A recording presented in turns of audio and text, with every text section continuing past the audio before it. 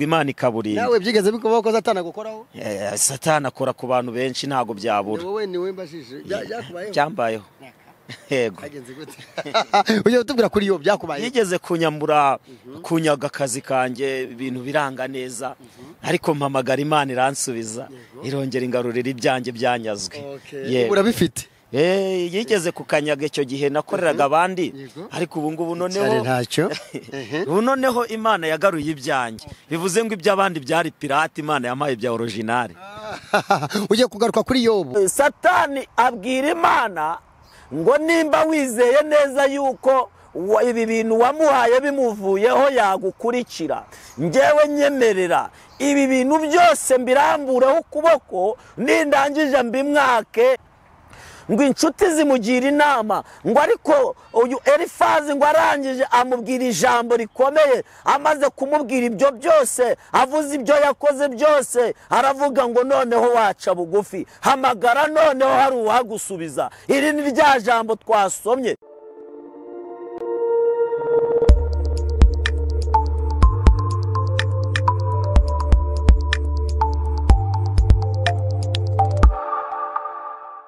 aha turagarutse ni twebwe ndi Clement Bagemahe turakwakiriye turakusuje cyane bwana Gatete turaboneza amakuru meze neza mwakoze cyane katugende tuganira urakomeye meze neza yego ndashima Imana ikomeje kurinda ubuzima bwanjye ndetse n'ubwo umuryango wanjye nyuma nanjye nishimiye kukubona muri iyi minsi Imana iri kugenda iganira n'abantu ibintu bitandukanye ugiye gutubwira ijambo ry'Imana mu byinigiro by'Abera TV ugiye gutubwira kubiki uyu munsi mbazaniye ijambo riboneka muri Yobu mu bice 5 rivuga ngo hamagara noneho hari uwagusubiza bivuze ngo abantu bajya bahamagara nyamara bahamagara ntibasubizwe ariko uyu munsi mbazaniye ijambo ngo bareke guhamagara abantu bagenzi babo ahubwo bahamagara Imana yiteguye kubasubiza urakoze cyane Yobu ariko yari umutekinisiye w'Imana kubera ko Imana yamuhagazeho kandi ngo imiryango ye yamuvuyeho yose n'umugore we ibintu byakomeye kubera iki byagenze gutyo uyu Yobu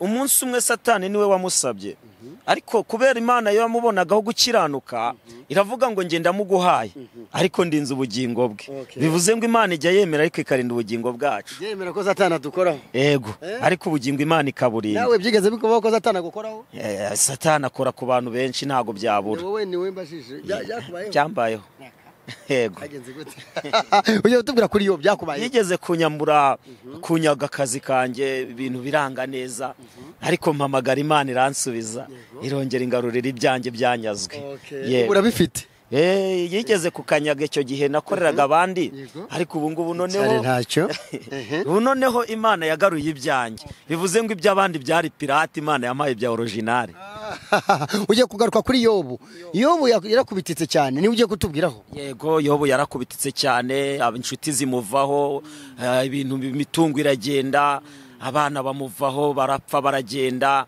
ariko yikomeza kuwiteka Imana ibana nawe umugore aramwanga aravuga ngo ihakana Imana ngo hanyuma wipfire ngo ariko Yobu arahamya aravuga ngo wa mugore buvuze nk'umwe bo mu bapfapfa ngo mbese Imana yaduha ibyiza ukuboko kwayo kwazana ibibi tukabyinubira ko rero ni Yobu nzashaka kuza kubushakasha nkamenya niba Yobu amaze kugarukwaho n'Imana umugore we niba yaragarutse nzabibaza ubutaha murakoze cyane rero turabakiriye reka utugeze cyo Imana guze ku mutima kandi turabakunda cyane mugiye mukora subscribe mugira ngo mudutere inkunga kuko subscribe ni inkunga ikomeye hari icyo bivuze mu guteza imbere ibyinigiro by'Abera TV tugiye gutangira usenga rero utubwire iyi topic cyangwa se insanganyamatsiko wateguye ijyanye na Yobu ndetse nuko byagiye bigenda tuguhaye ikaze cyane kandi turakwishimiye welcome ibihe byiza kandi ijambo twiteguye kuryakira in Jesus name turongeye tubahaye ikaze ku byiringiro by'Abera TV uyu ni wa mwanya nanone duhura tuganira ijambo ry'Imana twungurana ibitekerezo ku byateza imbere umurimo w'Imana nkuko mubimenyereye ndi Gatete Evode murakoze rero reka twinjire mu mwanya dusenge bundi twumve icyo Imana yateguye kutubwira mu ijambo murakoze turagushimiye Mana yo mu ijuru tugushimiye kudahwema kutugirira neza tugushimiye uburinzi uhora udushyiraho mwami nyamara atari uko dukiranuka ahubwo ari urukundo dukunda rero muri uyu mwanya turakwinginze ngo ubane natwe utugirire neza, ijambo ryawe rirasengeye ariko twebwe turasenze ngo duhe imbaraga kugira ngo tubashe gukora umurimo wawe uko bikwiriye. Urakoze, tuguhaye ikaze muri uyu mwanya, ngwino dushyigikire mu izina rya Yesu, amen. Munyemerere dusome ijambo ry'Imana dusanga mu gitabo cya Yobu. Turasoma mu bice bitanu, dusoma umurongo umwe wonyine, umurongo wa mbere. Gitabo cya Yobu dusome ibice bitanu, hanyuma dusome umurongo waho wa mbere. Haravuze ngo hamagara noneho hari uwagusubiza, uwo mubera watabaza n'uwuhe? Murakoze, iryo ni ryo jambo nifuza ko tuganiraho, Imana yankize ku mutima. Iri jambo ryavuzwe n'uwitwa Elifazi w'umutemani n'uwitwa Biridodi. Aba bombi bari inshuti za Yobu. Uyu Yobu yari ari mu gihe gikomeye. Iki gihe ni igihe yari ari mu igeragezwa, Imana iri kumusuzuma. Iri geragezwa rya Yobu ryatangiye umunsi Imana yari irimo abana b'Imana ubwo bahururaga cyangwa se barimo kuganira n'Imana, ngo ariko ngo Satani nayo we arashungera. Ngo Imana ibonye Satani ibaza Satani ngo mbese Satani uvuye he? Satani asubiza Imana arayibwira ngo mvuye kuzerera isi no kuyizengurukamo. Ngo hanyuma Imana irangije ibaza Satani ngo mbese wabonye umukiranutsi wanjye witwa Yobu? Ngo hanyuma Satani ngo arangije abwira Imana ngo nabuzwa n'iki kumubona ko wamugiriye neza. Uyu mugabo witwa Yobu, Bibiliya imutangaho urugero ko yari umukiranutsi kandi yari umutunzi w'ibintu byose byakenerwa muri iyi si. Yari afite urubyaro, abahungu 7, afite abakobwa, afite ingamiya, afite ibipfizi bihinga, afite ibintu bitandukanye. Ngo hanyuma uyu mugabo witwa Yobu kandi agakiranukira muri ubwo butunzi Imana yamuhaye. Hari abantu benshi Imana iha ubutunzi ntibabukiranukiremo. Bagabona ubutunzi Imana ibahaye bakabujyana mu bindi. Urugero, bakajya mu busambanyi, bakajya mu bintu bitandukanye, bakajya mu businzi, kandi ari Imana yabibahaye. Nyamara barasengaga basaba Imana umugisha, Imana yabaha umugisha bagatandukira. Ariko Bibiliya itanga urugero kuri uyu mugabo witwa Yobu ko yari umukiranutsi muri iki gihugu cya Usi hose. Hanyuma Satani abwira Imana ngo wabuzwa n'iki kumuvuga neza, ko wamuhaye umugisha, ukamuha ubutunzi, ukamuha umugore mwiza, ukamuha urubyaro, ukamuha ibintu bitungwa byose, ukamuha amafaranga, ukamuha ingamiya, ukamuha imirima yera, ukamuha amafamu y'inka, wabuzwa n'iki kumutangaho urugero? Ngo Imana iramubwira ngo naho nabimwambura ntago yankuraho amaso, ntago yandeka. Imana ishimwe. Imana itanga urugero kuri Yobu, iravuga ngo ubu butunzi sibwo butumye anyizera, ubu butunzi sibwo butumye anyiringira, ndabizi neza arankunda, ndabizi neza tubanye neza, kuki uvuga yuko ibintu byose namuhaye yandeka? Ngo Yobu, Satani abwira Imana ngo nimba wizeye neza yuko ibi bintu wamuhaye bimuvuyeho yagukurikira, njyewe nyemerera ibi bintu byose mbirambureho ukuboko, nindangije mbimwake urebe ko atagukuraho ibyiringiro. Ngo Imana ibwira Satani ngo ibyo uvuze nta kibazo, ubutunzi bwe bwose ndabuguhaye, ibyo atunze byose ndabiguhaye, ibintu byose uzafite uhereye no ku rukweto yambara kugeza ku mutungo afite ndabiguhaye, ariko ubwe ndamurinze, ntago wemerewe kumukoraho. Ngo Satani aragenda atangira guteza ibibazo ku mugabo witwa Yobu. Satani ajya ateza ibibazo ku bantu b'Imana, ariko umuntu uzi Imana arakomeza akayikomezaho. Ngo Imana imuha ubutunzi bwa Yobu. Ngo umunsi umwe impuruzi irazibwira Yobu, iramubwira ngo abana bawe umuyaga uturutse mu mpande enye bose barapfuye. Ngo akiri aho ngaho ngo undi araza ngo aramubwira ngo ingamiya zawe zose barazijyanye.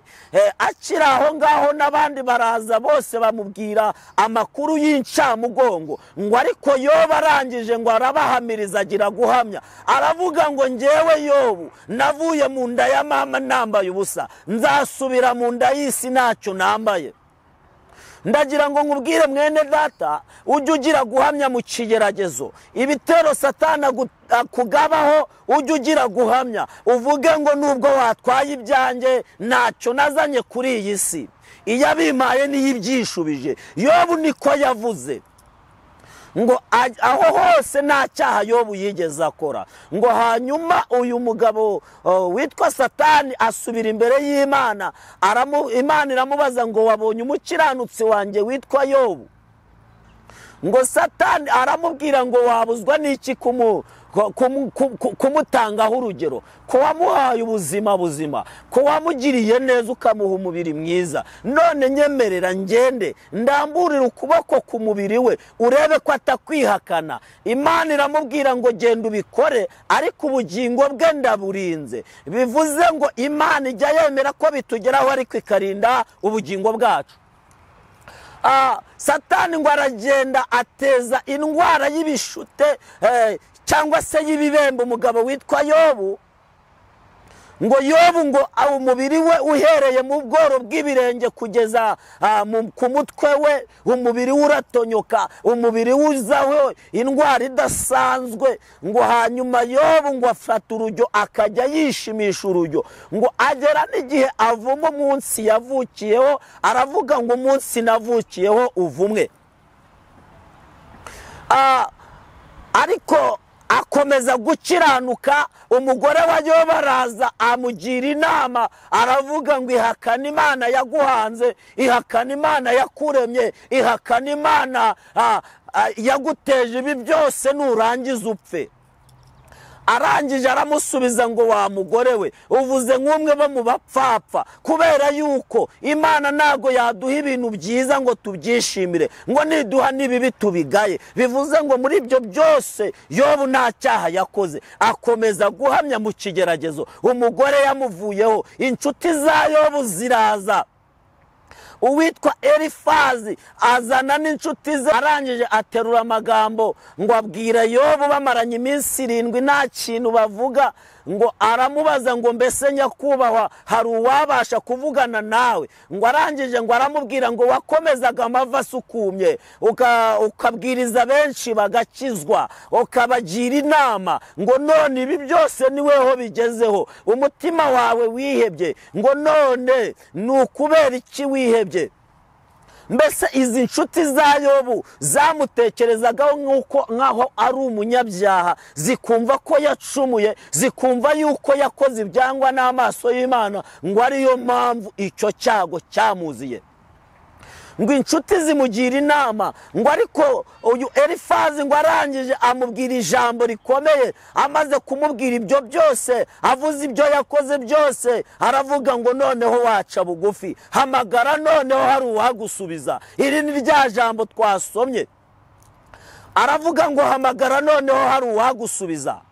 Hari abantu bahamagara, bagahamagara inshuti zabo ariko zikabihorera. Abantu bagahamagara abavandimwe bakabihorera, bagahamagara imiryango ikomeye bafite ikabirengagiza, bagahamagara abana babyaye bakabirengagiza. Ariko ndabagira inama uyu munsi, muhamagari yera yiteguye kubasubiza. Hamagara noneho hari uwagusubiza. Nta wundi wahamagara ngo agutabare, nta wundi wahamagara ngo akugirire neza, nta wundi wahamagara ngo akugaburire, nta wundi wahamagara ngo akwishyurire ideni, nta wundi wahamagara ngo akwishyurire amashuri. Hamagara Imana mu kibazo ufite, hamagara hari uwateguye kugusubiza. Mu ntambara urwana, hamagara hari uwagusubiza.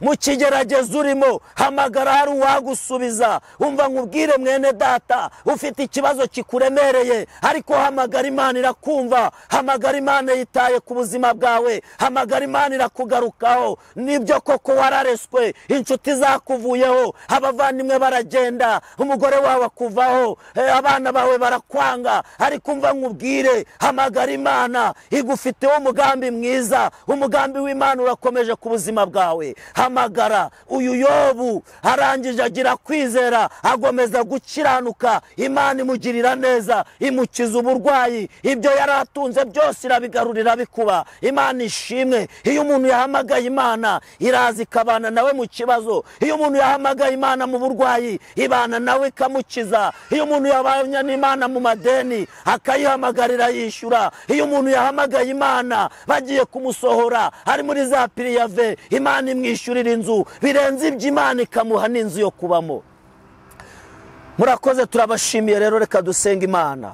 Ariko muri uyu mwanya hamagara. Mu kibazo ufite hamagara, mu burwayi ufite hamagara. Nuhamagare mama wawe, nuhamagara inshuti yawe, nuhamagara umugore wawe, nuhamagara abavandimwe bawe, nuhamagara abo mukorana. Hamagara Iyeri irakumva. Imana ishimwe. Reka dusenga Imana. Turagushimiye Mana nziza, uri Imana y'amahoro. Tumenye neza yuko iyo umuntu aguhamagaye wumva. Natwe turasenze tuguhamagara. Abantu bafite ibibazo bitandukanye, ariko niwumve gusenga kwacu unyuze muri iri jambo. Uwiteka Nyiringabo, ngwino ukize ibintu biri ku bantu bawe, ibibagoye ubibakize, intambara n'amakuba bibakurireho, kuko Imana ishobora byose. Urakoze rero, tegeko ganze mu izina rya Yesu.